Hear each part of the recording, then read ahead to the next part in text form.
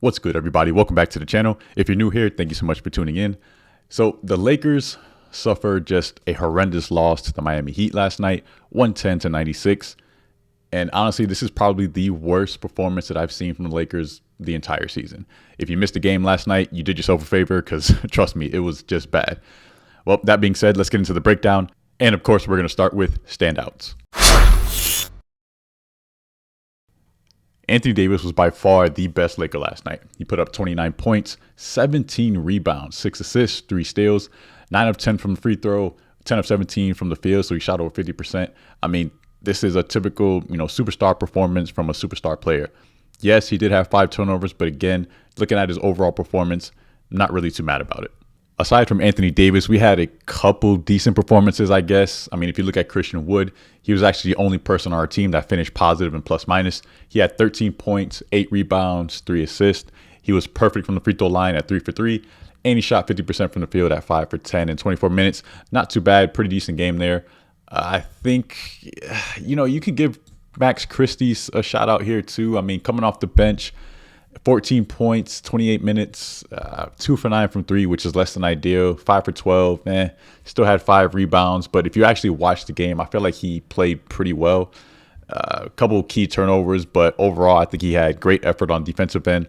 And he did provide some offensive spark for stretches throughout that time. And he had that dunk on Bam Adebayo, which was crazy. I actually put together a short for it, and I'll put it in the recommendations at the end of this video if you want to check it out. It's pretty sick. The only other thing I can say about standouts is LeBron James. I don't know what was going on last night, but he was just not himself. He was minus 20. He only scored 12 points, 0 for 6 from 3. It was just very, very unlike him. Now, I know for the past couple games, he's been listed as questionable with a non-COVID illness, but, maybe that had something to do with it. Hopefully, he can kind of get healthy or get his mind right, whatever the case may be, because unfortunately, with the current state of the Lakers, we actually need his production, which is crazy to say because at 39 years old, we're still expecting LeBron James to carry the team. It's just wild, but it is what it is. All right, let's get into the team breakdown. Statistically, there are 2 things that stand out that contributed to the loss last night. First and foremost are turnovers. As you can see here, we had 22 total turnovers for the game, 10 of which came in the first quarter, which is just unacceptable. If you play any decent team in the NBA and you turn over the ball 22 times, 9 times out of 10, you're losing that game. The second thing that stands out is our 3-point shooting. We shot 4 of 30 from beyond the arc, which is just atrocious.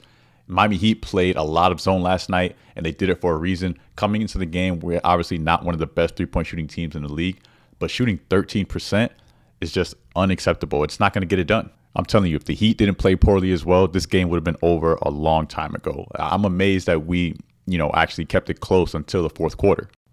So those are without a doubt the 2 biggest factors that contributed to our loss last night. But if you look at this, there are actually some positive takeaways. We out-rebounded the Miami Heat plus 11. We had 29 team assists, which is really good.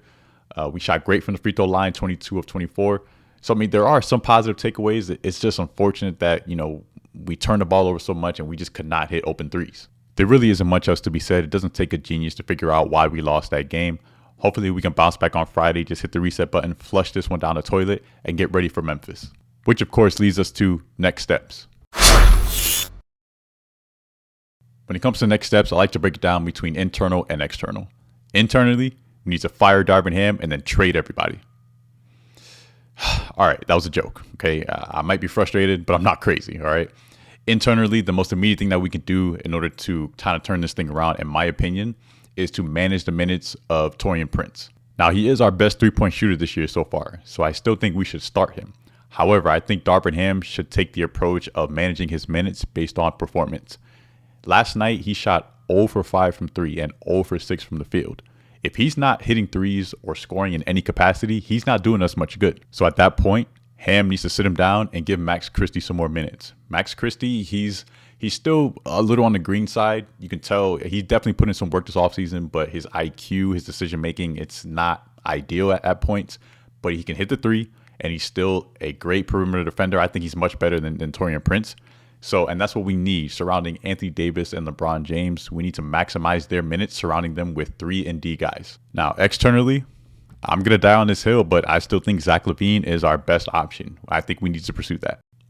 If you watch the Lakers play throughout this season, one of the biggest areas of opportunity is our offense, especially when LeBron and AD are kind of either off the floor or exchanging minutes. We need someone to help pick up that offensive load on a consistent basis, and Zach LaVine can absolutely fill that void. But that's just my opinion, and I would love to hear what you guys think. Let me know in the comments what you think we should do, what the next step should be, who should we start, should we make another change in the rotation, do you agree with what I'm saying in terms of managing Taurean Prince's minutes, so on and so forth. Hopefully we can turn this thing around on Friday against Memphis. To be honest, I don't feel great about it. Ja Morant's going to come into our building, and I have a feeling he's just going to go off. Hopefully I'm wrong. Hopefully our defense can step it up, but I really think that, Ja Morant, he's bringing back the energy over there in Memphis, and he's got those guys believing again. And the perfect opportunity to get some revenge based off of last year's performance, how we knocked him out of the playoffs.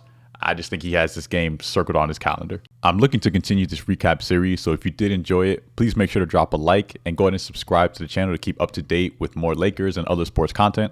Check out this next recommended video, and I'll catch you on the next one. Be easy.